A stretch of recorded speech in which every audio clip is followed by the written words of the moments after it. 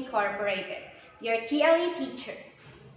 Today, we are going to tackle about our week 1 lesson, which is the personal entrepreneurial competencies. So for today, we are going to tackle about the personal entrepreneurial competencies. So first, what is entrepreneur? Entrepreneur, one who organizes, manages, and assumes the risk of a business or enterprise. So if you desire to be a successful chef or to own a food business someday, know that you cannot attain it at once. You have to start first as a kitchen staff or assistant, or a chef apprentice. Bear in mind that by working in the kitchen or working closely with the chef, you will learn the basics of the craft and the business and later reach your goal, which is to become a chef in a prestigious hotel or restaurant or operate your own food business. So as a kitchen personnel and as a part of your training, you have to follow the rules set by the kitchen head to ensure that the operation in the kitchen flow smoothly. You have to go through training to master the knowledge, skills, and the values required in managing a kitchen. You have to face challenges, pressure, and even customer compliance to work your way up into becoming a good chef or a food entrepreneur. So remember that the primary goal of people working in the kitchen is to ensure success in the day-to-day operation of the kitchen and in the operation of food and drinks for the customer's satisfaction. So there are competencies and desirable traits to be cultivated before embarking on a food business. If you want to succeed, you must be all of this. Number 1, you should have the skill in cooking. You should be equipped with the basic knowledge and skills in cooking. So after your years of learning, training, and mastering, you are now ready for the bigger challenge for the fulfillment of your goal. So number 2, you should have the passion for cooking. You should possess the interest and desire to prepare, cook, and serve food. Next, to the ability to communicate ideas, you should be able to express your thoughts clearly and confidently to your co-workers and clients. An entrepreneur must be concerned to know how well he or she is doing, and then to keep track of his or her performance, and obtaining useful feedback and advice from others is an important characteristic of an entrepreneur. You should also have the ability to set goals. You should be able to set both short and long-term goals and plans and focus on tasks and their end result. So you must create a set specific, measurable, attainable, realistic, and time-bound, or what we call the SMART or the SMART objectives. You should work for short or long-term plans. Next personal entrepreneurial competencies is desire to earn profit. You should be able to supervise your business closely to immediately resolve any problem that can possibly result to reduced income. So interest in generating money is a clear indicator of an entrepreneur's suitability to become a business owner. So this indicates recognition that business comes first. Once profits are generated, you as an entrepreneur can make decisions on how to spend the money. Reliability and integrity. You should be able to keep your good name and reputation by being fair and honest in dealing with others, being true to your words, and doing what is right without compromise. So being honest, fair, and reliable in his or her dealings with business relations are essential qualities or traits of an entrepreneur.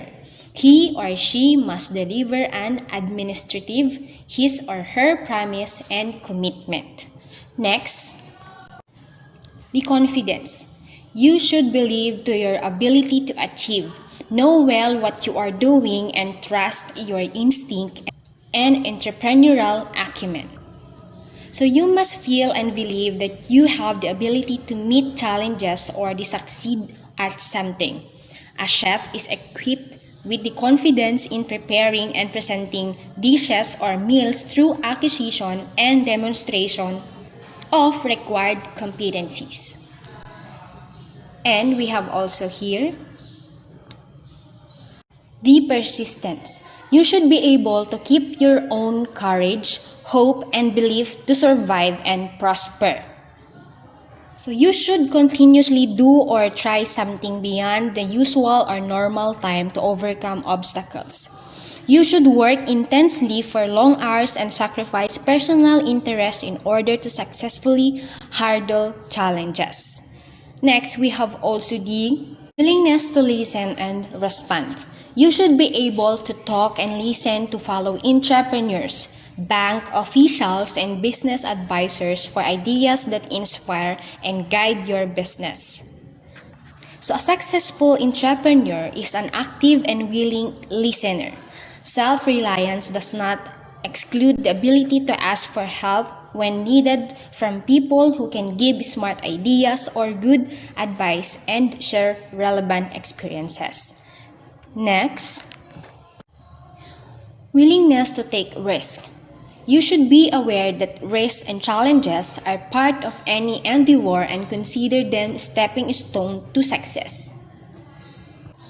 And you must know how to take calculated risks or control of any circumstances to ensure success. So after careful checking and balancing of advantages and disadvantages, risk is put in moderate consideration or deliberation.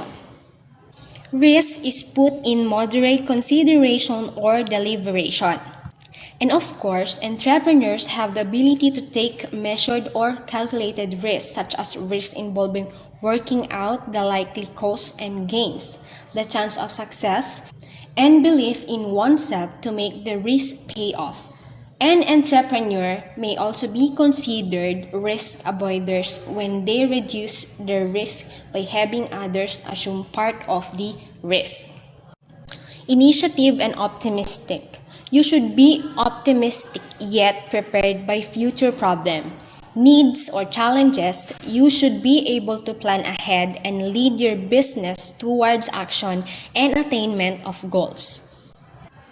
In short, you must take action that goes beyond requirements. You must do things without being asked and forced by circumstances. We have also here the ability to cope with failure. You should be humble enough to cope with failure, wise enough to learn from it, and strong enough to overcome challenges. Hardly is there any business venture that is spared from setbacks, disappointment, and failures. In any business, success is not guaranteed. Coping with failures involves owning the failures, learning from them, and then converting them into opportunities. Next. The last competency is ability to set standards. You should be able to set standards to ensure quality production and increase sales. So setting standards of performance and then working to achieve them is another indicator of a successful entrepreneur. An entrepreneur who wants to do better each year tries to set and achieve higher standards from year to year. Bear in mind that entrepreneurs think big and entrepreneurs start small. The complete information of today's lesson is available in our LMS, Messenger, and Google platforms. Remember to send me your exit responses on our chat room following the given patterns. 3 things you learned today, 2 things you found interesting with this lecture, and 1 question you still have on your mind regarding this lesson. Rate also your understanding of today's learning by sending one of the following emojis: satisfied, happy, confused, boring, and sleepy.